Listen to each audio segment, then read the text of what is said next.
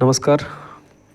आइए आज बात करते हैं प्रॉपर्टी टैक्स के बारे में कि प्रॉपर्टी टैक्स क्या होता है और ये कहाँ कहाँ लगता है और कैसे लगता है। ठीक है, क्योंकि हर जगह का प्रॉपर्टी टैक्स अपना अलग अलग होता है। ये प्रॉपर्टी टैक्स के बारे में बात करते हैं, जिसे टैक्स जो होता है नगर पालिका हो गया।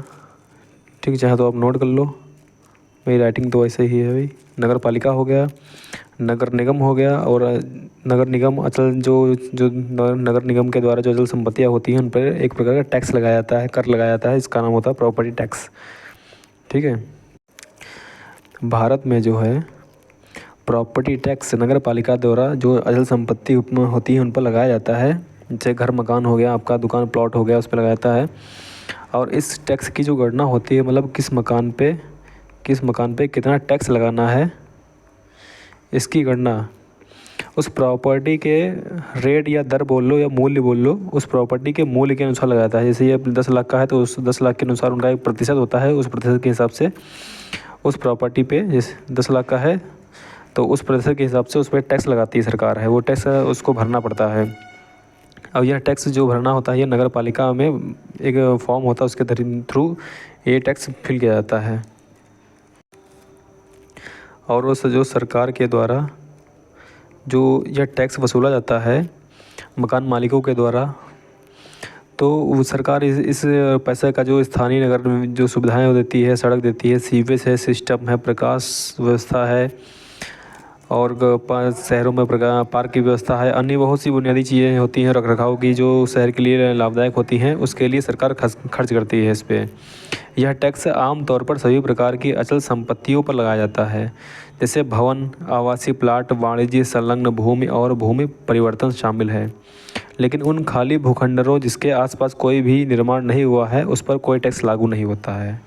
ये एक नोट करने की बात है, जिसे कि जैसे उस पर कोई नहीं रह रहा है उस संपत्ति में, क्या उस पर ही टैक्स लगेगा? तो नहीं।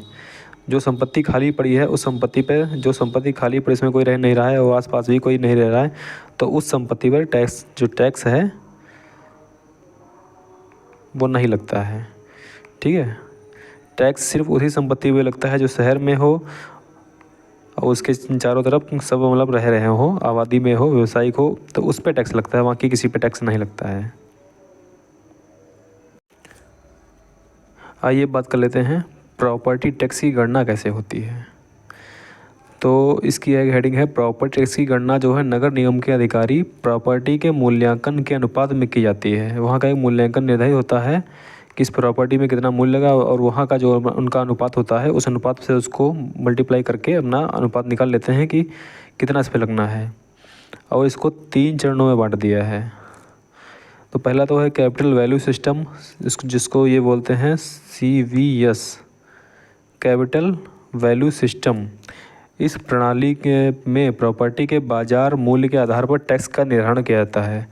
CVS में होता है बाज़ार मूल्य का जो होता है उसके निर्धारण पर टैक्स का निर्धारण किया जाता है। इस बात पर मुख्य रूप से निर्भर करता है कि बाज़ार मूल्य को हर साल संशोधित और प्रकाशित किया जाता है, और मुंबई शहर में इस प्रणाली से टैक्स का निर्धारण किया जाता है। ये अधिकतर मुंबई में ही लागू है CVS वाला। और अब बात करते हैं नंबर 2 की। ये नंबर 2 वाला है RVS, annual rental value system. इसका है annual rental value system RVS। इस प्रणाली के तहत टैक्स की गणना प्रॉपर्टी के सालाना किराए मूल्य के आधार पर की जाती है। जैसे उसमें मकान मालिक नहीं रह रहा, उसमें किराएदार रह रहे हैं, तो उसका फिर अनुपात अलग हो जाता है। किराएदार में उसका फिर वैल्यू अलग लगती है, उसका अनुपात अलग लगता है कि इसमें उसकी मकान की वैल्यू कितनी है, फिर उस पर किराएदार का मूल्य निकाल कर उसे मल्टीप्लाई करके उस पर फिर टैक्स लगाया जाता है।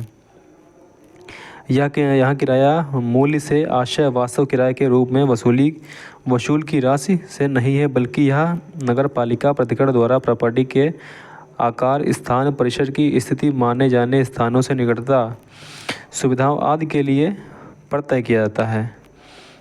ठीक है, अब बात करते हैं नंबर 3 की। ये है नंबर 3 है UAS। इसका नाम है यूनिट, ये है एरिया और ये है सिस्टम, यूनिट एरिया सिस्टम। इस प्रणाली में प्रॉपर्टी के निर्मित क्षेत्र के प्रति यूनिट इकाई मूल्य पर टैक्स लगाया जाता है कि उसमें कितने लोग रह रहे हैं, कितने नहीं रह रहे हैं। यह राशि प्रॉपर्टी के राशन भूमि के तहत और उपयोग के अनुसार प्रॉपर्टी द्वारा दिए जाने वाले अपेक्षित रिटर्न के आधार पर तय की जाती है। मतलब इसमें यह भी कंपल्सरी होता है कि यह प्रॉपर्टी के किस स्थान पे है, यह प्रॉपर्टी के स्थान भूमि की कीमत।